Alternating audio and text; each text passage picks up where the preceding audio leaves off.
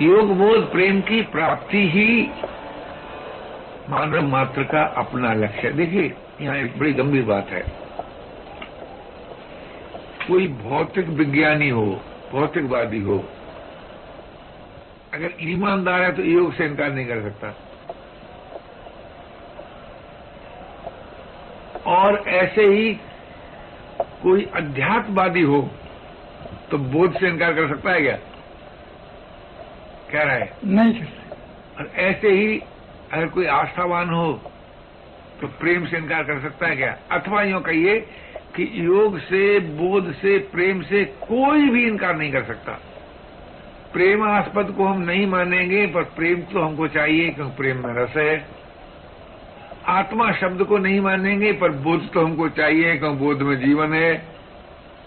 और हम भाई संसार से ऊपर किसी वस्तु को नहीं मानेंगे, पर योग को तो मानना ही पड़ेगा क्योंकि शांति चाहिए, सामर्थ्य चाहिए। योग जो है शांति और सामर्थ्य का प्रतीक है, बोध जो है जीवन का प्रतीक है, प्रेम जो है वो रस का प्रतीक है। अब बताइए, शांति की मांग, अमर जीवन की मांग, रसरूप जीवन की मांग किसको न होगी? कौन इनकार करेगा? इसीलिए मैं आपसे निवेदन करता हूं कि मानव किसी भी मत संप्रदाय का मानने वाला क्यों न हो, मानव होने के नाते जो जीवन का सत्य है वो सबको ही अभिष्ट होता है, सभी को अभिष्ट होता है। सभी को योग चाहिए, सभी को बोध चाहिए, सभी को प्रेम चाहिए, क्योंकि योग के बिना शांति और सामर्थ्य नहीं मिलती, बोध के बिना अमरत्व प्राप्त नहीं होता, प्रेम के बिना रसरूप जीवन की अभिव्यक्ति नहीं होती। तो शांति और शक्ति भी चाहिए, अमरत्व भी चाहिए, रसरूप जीवन भी चाहिए। क्या ये मांग किसी मत विशेष से संबंध रखती है? क्या ये मांग किसी संप्रदाय विशेष से संबंध रखती है? क्या ये मांग किसी व्यक्ति विशेष संबंध रखती है अथवा मानव मात्र से संबंध रखती है? जो चीज मानव मात्र से संबंध रखती है उससे हमें कभी निराश होना चाहिए? क्या राय जी? उससे तो कभी निराश नहीं होना चाहिए। जो चीज मानव मात्र से संबंध रखती है उससे कभी किसी को निराश नहीं होना चाहिए। अतः योग से, बोध से, प्रेम से कभी किसी को निराश नहीं होना चाहिए। जब हम योग, बोध, प्रेम से निराश नहीं होते तो योग की मांग से भी बोध और प्रेम प्राप्त होता है, और बोध की मांग से भी योग और प्रेम प्राप्त होता है, और प्रेम की मांग से भी योग और बोध प्राप्त होता है। ये बड़ी विशेषता है। अब आप स्वतंत्र हैं इस बात में कि चाहे केवल योग की आवश्यकता अनुभव करें, चाहे केवल बोध की आवश्यकता अनुभव करें, चाहे केवल प्रेम की आवश्यकता करें। प्रेम से भी दूरी भेद भिन्नता नहीं रहती, बोध से भी दूरी भेद भिन्नता नहीं रहती, योग से भी दूरी भेद भिन्नता नहीं रहती। तीनों की आवश्यकता अनुभव करें तो भी कोई बात नहीं, तीन में से किसी एक की आवश्यकता अनुभव करें तब भी कोई बात नहीं, क्योंकि ये तीन एक हैं, एक तीन है। यहाँ वास्तविक योग है वहाँ बोध और प्रेम भी है, जहाँ वास्तविक बोध है वहाँ प्रेम और योग भी है, जहाँ वास्तविक प्रेम है वहाँ योग और बोध भी है। अगर ये सत्य आपको जचता हो, रुचता हो, पसंद आता हो तो इस पर मनन किया जाए, विचार किया जाए और जल्दी से जल्दी इस वास्तविक आवश्यकता को अनुभव किया जाए। आवश्यकता अनुभव करने में तो कोई कठिनाई होती ही नहीं कभी किसी को। आवश्यकता अनुभव करने में किसी को कठिनाई नहीं होती। पूरी होगी कि नहीं होगी ये बात अलग है, लेकिन मैं आपसे ये निवेदन करना चाहता हूं, कामना के संबंध में ये कहना बिल्कुल यथार्थ है कि सभी कामना पूरी नहीं होती, और हर कामना पूर्ति का सुख नवीन कामना को जन्म देता है, अथवा जो कामना पूर्ति में रमण करता है उसे कामना पूर्ति का अभाव सहना ही पड़ता है। ये तो कह सकते हैं, सब कह सकते हैं, डंकी की चोट कह सकते हैं, लेकिन कोई ये नहीं कह सकता कि मांग के पूरे होने से अभाव रह सकता है। क्यों? क्योंकि मांग हमारा उससे संबंध जोड़ देती है, उससे अभिन्न कर देती है, जो सदा ही सब प्रकार से पूर्ण है, अभाव और पराधीनता से रहित है, निरस्ता से रहित है। यानी मांग उस अविनाशी अनंत तत्व से संबंध जोड़ती है, कामना इस परिवर्तनशील, गतिशील, अभाव रूप दृश्य से संबंध जोड़ती है। कामना जो है हमारा, वो दृश्य से संबंध जोड़ देती है। मांग जो है हमारा, उस अनंत से संबंध जोड़ती है, जो कभी भी दृश्य नहीं है अथवा समस्त दृश्य का प्रकाशक और आधार है। ये भी सोचना चाहिए। ये दृश्य भी उसी के आश्रय से प्रतीत होता है। अगर उसका आश्रय न हो तो दृश्य की प्रतीति नहीं हो सकती। इसलिए हमारे गुरुदेव ने एक बड़ी सुंदर बात हमको बताई। कहा कि बेटा देखो,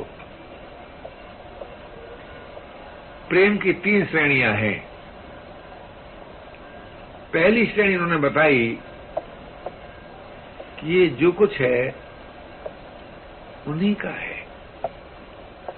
उन्हीं का शब्द बड़ा प्यारा लगता है, और ये शब्द को हमारे यहाँ हिंदू नारी बहुत इस्तेमाल करती हैं। उन्हीं का है, वे ही हैं।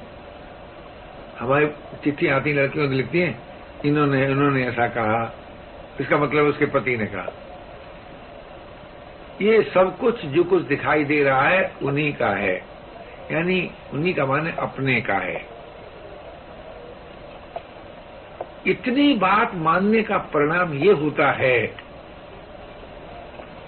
कि जिनका ये जो कुछ है उनसे मेरा नित्य संबंध नहीं हो जाता क्या? क्या रहे? हो जाता। अच्छा, ये बात सिखाई नहीं गई, ये नहीं कही कि हो जाता है, कह दिया खाली सब कुछ नहीं कहा, मानो अपने आप हो जाए। गुरु उसे नहीं कहते जो हर स्टेज पर सिखाता फिरे। गुरु एक ऐसे सत्य का बोध करा देता है जिसको अपनाने से सब कुछ आ जाता है अपने आप। तो महाराज ये सब कुछ उन्हीं का है। इसका अर्थ हुआ क्या? मेरा नहीं है, किसी गैर का नहीं है। अरे अगर ये बात आप मान लेते हैं कि मेरा नहीं है, किसी गैर का नहीं है, तो ये जो कुछ प्यारा लगता है क्या प्रिय लगता है? अच्छा, इसके प्रभाव से मुक्त होते हैं कि आबद्ध होते हैं? बोलो एक बोलो है। देखो, मेरा नहीं है इसके मानने से तो इसके प्रभाव से मुक्त होते हैं, और किसी गैर का नहीं है इससे इसके प्रति सद्भाव और प्रियता उदय होती है। ये मनुष्य का अपना जीवन है कि दृश्य के प्रभाव से भी मुक्त हो और दृश्य के प्रति सद्भाव और सहयोग भी हो। पहली बात है ये मत कहना ना ये बड़ी कठिन बात है, आखिरी बात है। सबसे पहली बात बताई महाराज जी ने। दूसरी बात कहा कि भाई देखो, ये जो कुछ जिसका है वो भी इसमें है, वो इसमें भी है, इसमें ही नहीं है। यह तो गंभीर सोचना पड़ेगा। वो भी इसमें है, अर्थात इसमें भी है। तब अपना कहीं दिखाई देता हो, विचार करके देखो, अपना कहीं भासता हो तो हृदय में प्यार उमड़ता है कि नहीं जी? अवश्य उमड़ता है। तो हृदय में प्यार जग जाता है। अरे हमारे परंपरा में, जिस परंपरा में शिष्याओं महात्मा थे, वो किसी को नारायण करके संबोधन करते। आओ नारायण। कोई आर्य समझ आए, आओ आर्य नारायण, आओ सनातनी नारायण, आओ जैनी नारायण, आओ हिंदू नारायण, आओ मुसलमान नारायण, आओ ईसाई नारायण, यूं कहते थे, वो संबोधन करते थे। और उनकी बड़ी भारी गहरी निष्ठा इस बात में थी कि निज प्रभु मैं देखें जगत, निज प्रभु मैं देखें जगत। शासन करें विरोध, उसके हृदय में विरोध नहीं रहता। समता की गंगा लहराती है, उदारता की गंगा लहराती है, प्रियता की गंगा लहराती है, विरोध नहीं रहता। जहाँ विरोध नहीं है वहाँ समता है, उदारता है, प्रियता है। तो मैं आपसे निवेदन करता हूँ, जब इस सद्भाव से प्रीत का प्रभाव और बढ़ता है, तब आखिरी बात महाराज ने कही कि भैया देखो, फिर वे ही हैं, सब नहीं है। उसी जीवन का नाम है ज्ञान विज्ञान तृप्त आत्मा। हमारी राय में उसी जीवन का नाम है राधा और कृष्ण का विहार। उसी जीवन का नाम है सीता राम का विहार, गौरी शंकर का विहार। अगर ये बात आपको जचती हो, रुचती हो, तो इस गुरु वाक्य पर ध्यान दो कि सब कुछ उन्हीं का है, वे सब में भी हैं, सबसे परे भी हैं, और वास्तव में वे ही हैं, और कुछ है नहीं, होगा नहीं, हो सकता नहीं। उन्हीं में हमारा मैं योग होकर, बोध होकर, प्रेम होकर अभिन्न हो सकता है। ये जीवन का सत्य है।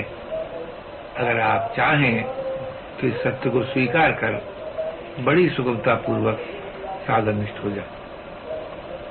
अब जो चर्चा आपकी सेवा निवेदन की, इस चर्चा में किसी को किसी प्रकार का विकल्प उठता हो, संदेह होता हो, तो उसे प्रकट करो। बुद्धिजन्य जो संदेह होगा उसका बुद्धिजन समाधान भी हो जाएगा। किसी ने एक बार हमसे कहा, तुम परमात्मा को सिद्ध कर सकते हो? हमने कहा कि अगर परमात्मा के न होने की आप 10 दलीलें करेंगे तो होने की हम 11वीं कर देंगे। क्योंकि संदेह अगर आप करेंगे तो संदेह तो बुद्धिजन्य ही होता है, तो निसंदेहता के लिए भी बुद्धि काम करती है, इसमें कोई विकल्प नहीं है मुझे। तो मैं आपसे ये निवेदन कर रहा था, क्या आज हम और आप इस मानवीय सत्य का आदर करेंगे, इसे अपनाएंगे? इस आदर करेंगे, अगर अपनाएंगे तो आप जानते हैं मानव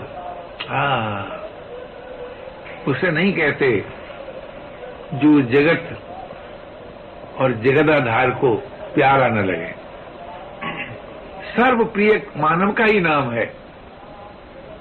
मानव जगत को भी प्यारा लगता है क्योंकि उदार होता है, स्वाधीन होता है, और परमात्मा को प्यारा लगता है क्योंकि प्रेमी होता है। इसलिए मानव माने जो सभी को प्यारा लगता है, ऐसा जीवन जो सभी के लिए प्रिय है, मानव मात्र को अभिष्ट है और मिल सकता है। ये बात मुझे प्रेरणा हुई, मैंने आपसे निवेदन कर दी। अब कोई संकल्प विकल्प करो, कोई संदेह करो। संदेह तो नहीं है, जरा एक खुलासा कराएंगे। आपने कहा उदारता भी स्वाधीन तत्व है और अविनाशी कहा, अविनाशी, और स्वाधीनता भी अविनाशी तत्व, प्रेम भी अविनाशी तत्व, मानव भी अविनाशी तत्व।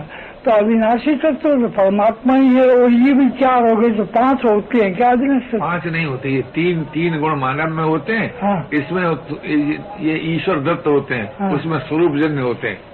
मानव उदार है तो हमारे प्रभु परम उदार है जी। मानव स्वतंत्र है तो प्रभु परम स्वतंत्र है। मानव प्रेमी है तो प्रभु प्रेम की भंडार है। जैसे देखो ना, एक लहर में जो जल होता है तो सागर में जल ही होता है। सागर में ऐसी कोई चीज नहीं होती जो लहर में नहीं है, लेकिन लहर में जहाज नहीं चलता, सागर में जहाज चलता है। इतना फर्क है। हम मानव की और परमात्मा में अगर कोई भेद स्थापित करे तो स्वरूप की एकता, गुणों की भिन्नता, ऐसा। और किसी को न कोई बात उठती हो?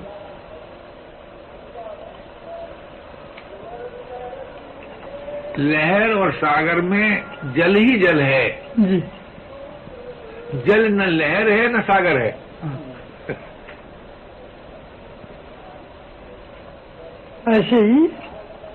ऐसे ही सत्ता रूप से परमात्मा ही परमात्मा है, चाहे उसको जगत ईश्वर कहो चाहे मत कहो।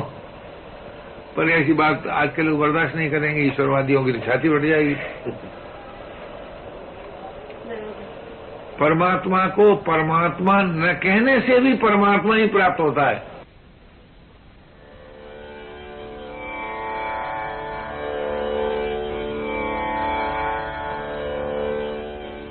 दुनिया का सबसे बड़ा आदमी वो होता है जो अपनी दृष्टि में जैसा है वैसा ठीक अनुभव कर ले।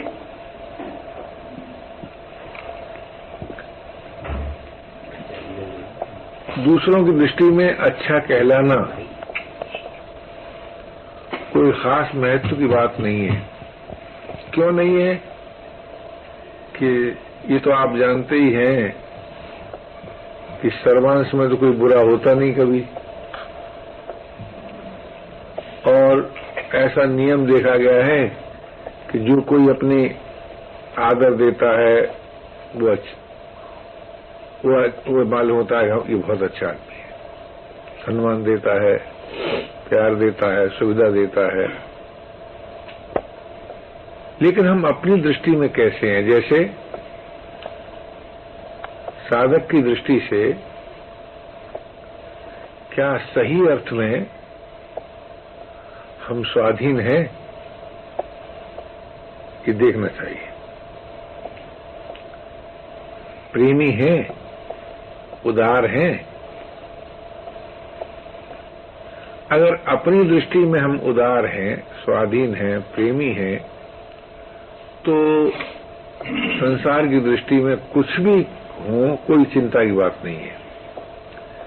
लेकिन अपनी दृष्टि में हो अनुदार, पराधीन,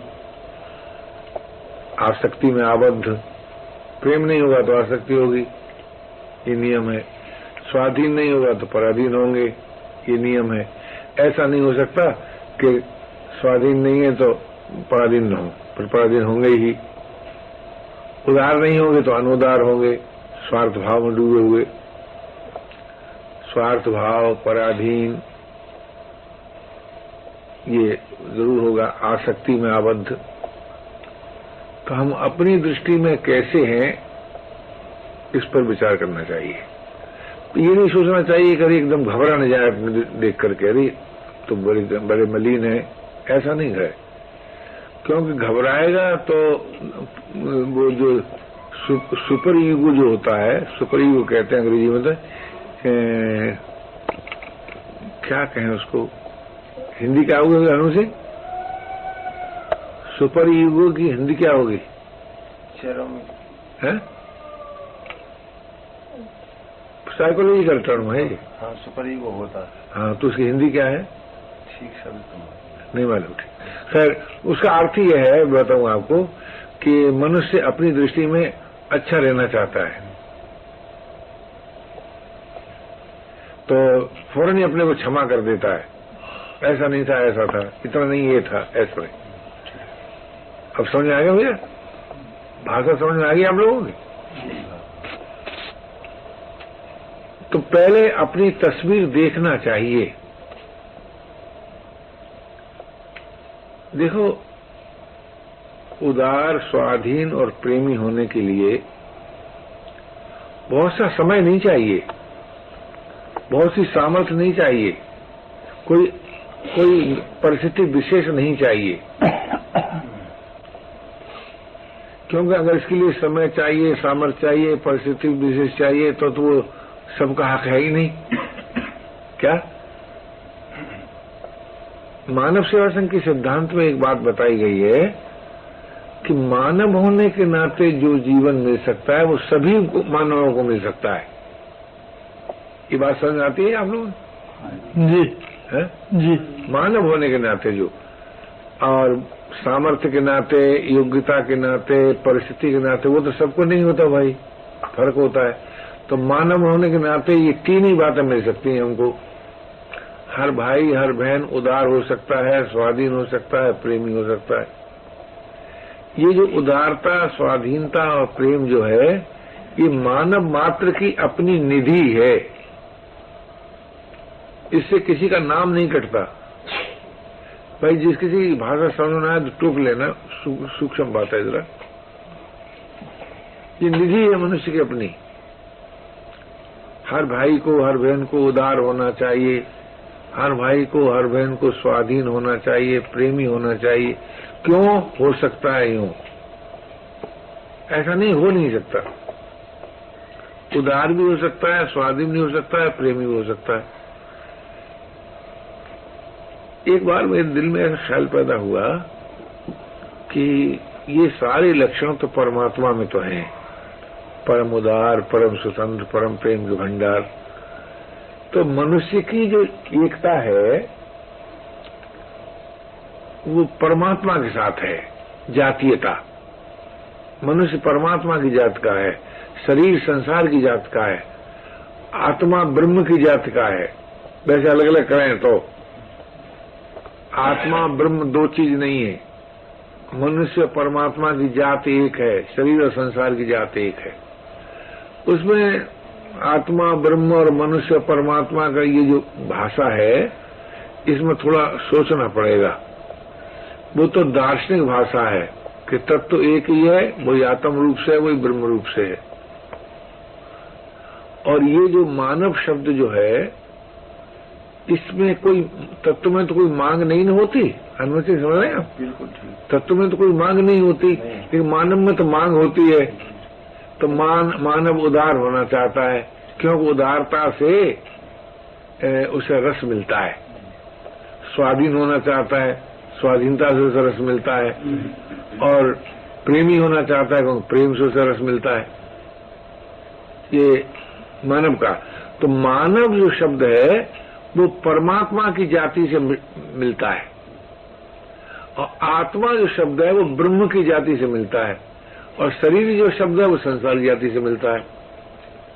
अगर आप ब्रह्मवित होना चाहते हैं तो आपको आत्मवित होना पड़ेगा, ऐसा नियम है। तो मानव की जाति एकता परमात्मा के साथ है। जिसके साथ हमारी जातीयता होती है उसी के साथ नित्य संबंध भी होता है, और जिसके साथ नित्य संबंध होता है वो अपना होता है। तो ये तीन बातें जो बताई गई मनुष्य के सामने रखी मानव की प्रणाली में, कि मानव तुम प्रभु की जात के हो, उन्हीं से तुम्हारा नित्य संबंध है, वही तुम्हारे अपने हैं। आत्मीयता, नित्य संबंध, जातीयता, ये वैष्णव धर्म का सार सर्वस्व है। वैष्णव धर्म है ना, उसका ये सार सर्वस्व है, क्योंकि वो भगवान के साथ दास्य भाव से, सख्य भाव से, वात्सल भाव से, मधुर भाव से संबंध जोड़ते हैं। मैं प्रभु का नित्य सखा हूं, मैं प्रभु का नित्य दास हूं, मैं प्रभु की नित्य प्रिया हूं। इस प्रकार का जो संबंध स्वीकार किया जाता है ना, ये असल में वैष्णव धर्म है। आपने वल्लभ संप्रदाय के लोगों ने सुना होगा, उन्होंने कहा पहले शरणागति ले लो, फिर ब्रह्म संबंध ले लो। सुना है उसे आपने? ब्रह्म संबंध होता है वल्लभ संप्रदाय में। तो परमात्मा और मनुष्य, इन दोनों में जाति एकता है, इसीलिए वहां सेवा की प्रधानता है। वल्लभ संप्रदाय में सेवा की प्रधानता है, उपासना की प्रधानता नहीं है, चिंतन की प्रधानता नहीं, सेवा की प्रधानता है। कि तुम भगवान को किस प्रकार से, कितनी बार, कैसी कैसी सेवा करते हो, खिलाते हो, पिलाते हो, ये सब बातें चलती हैं। ये असल में वल्लभ संप्रदाय का सार सर्वस्व है। हम एक दफे नाथद्वारा में ठहरे हुए थे, तो शरणागति तत्व किताब पढ़ी, तो लोगों ने ये कह दिया कि इसमें अगर गोस्वामी जी का नाम लिख दिया जाए कि वल्लभ कुल के गोस्वामी की लिखी हुई है, तो लाखों की संख्या में आज बिक जाए, क्योंकि संप्रदाय बहुत जोर है, बहुत प्रचार है। तो मैं ये निवेदन कर रहा था कि मनुष्य की जाति एकता है परमात्मा के साथ, और आत्मा की जाति एकता है ब्रह्म के साथ, और शरीर की जाति एकता है संसार के साथ। इसलिए शरीर के लिए, शरीर के द्वारा आप किसी न किसी सत्कार्य को ही कर सकते हैं, परमात्मा को नहीं पकड़ सकते, ब्रह्म को नहीं पकड़ सकते। ये शरीर ब्रह्म प्राप्ति का साधन नहीं है, ये परमात्मा संसार की सेवा का साधन है। तो वो कब होगी? जब आप उदार हो। उदार कब होंगे? जब प्रभु के नाते सभी को अपना माने। और उदार होने के लिए कोई क्वालिफिकेशन नहीं चाहिए, परमात्मा के नाते सभी अपने हैं, ये बात अगर आपको जित जाए तो आप उदार हो सकते हैं। तो ऐसे ही अगर आप इस बात को माने कि मेरा और संसार का कोई संबंध ही नहीं है, तो आप स्वाधीन हो सकते हैं। और प्रभु से मेरा नित्य संबंध है, आत्मीय संबंध है, तो आप प्रेमी हो सकते हैं। तो वैसे तो मूल में सत्य तीन ही बातें हैं।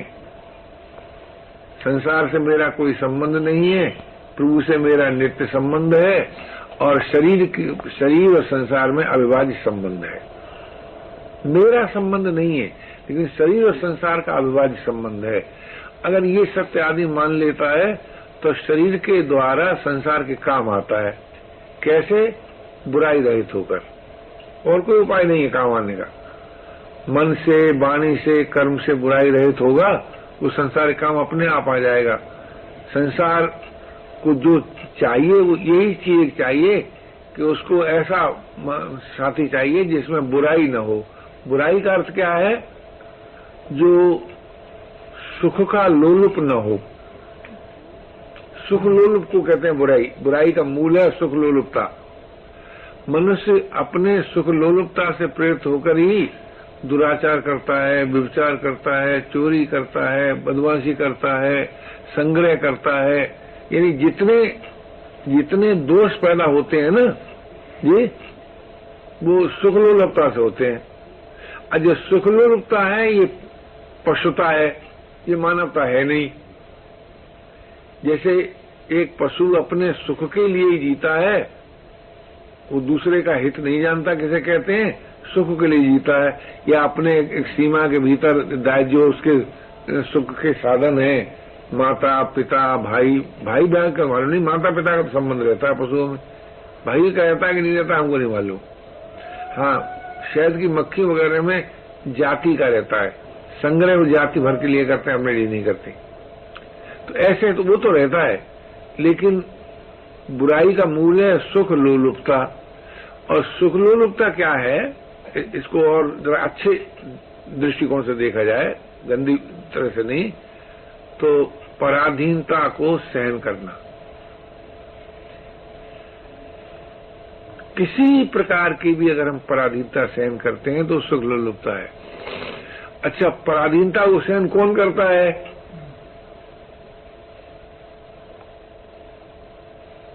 जो सभी के लिए उदार नहीं होता,